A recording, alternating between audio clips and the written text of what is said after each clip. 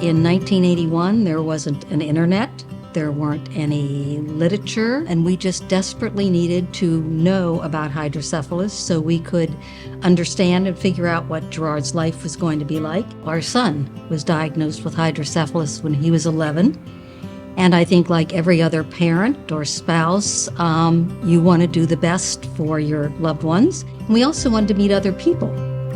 Other parents and other young people with hydrocephalus. So that was the real goal. It's what every parent would do for their child, I think.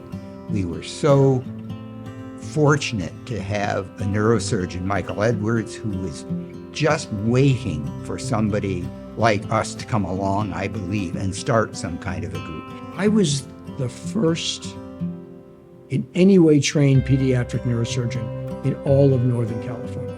My practice grew so big and so wide that neurosurgeons, whether they're in the East Bay or all the way down to San Jose or Monterey and further north to Redding, started sending pediatric cases.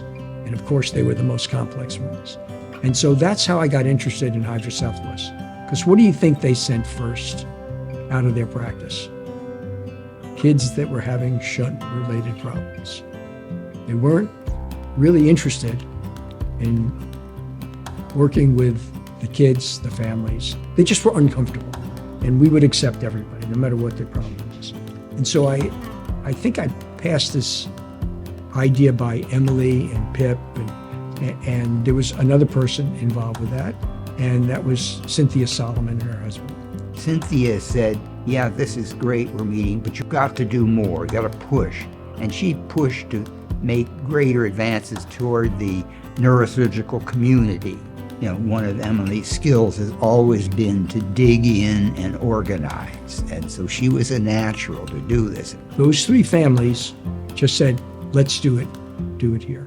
And so that's when I funded the initial development out of UCS funds that were in pediatric neurosurgery's program. In the beginning, when we first got together, really a small community, there had never been any support before, no resources, no piece of paper to hold on to saying, oh, this is what it means.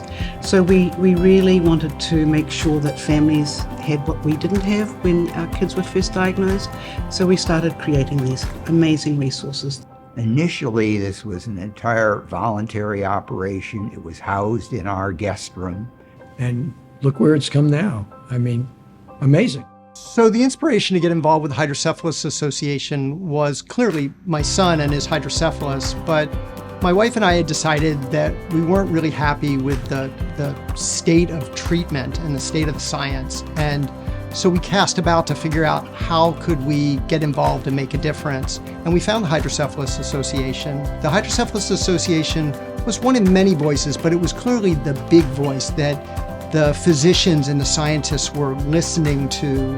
It all made me feel like this organization was the organization that certainly had the ear of the most important people and seemed to be wanting to push forward in a way that was aligned with what my wife and I were thinking, that we really wanted to see more research happen for hydrocephalus. When the HA first started out, they didn't really fund research per se, but they certainly brought the community together. They facilitated medical scientists and surgeons and so forth from speaking together, and they facilitated it.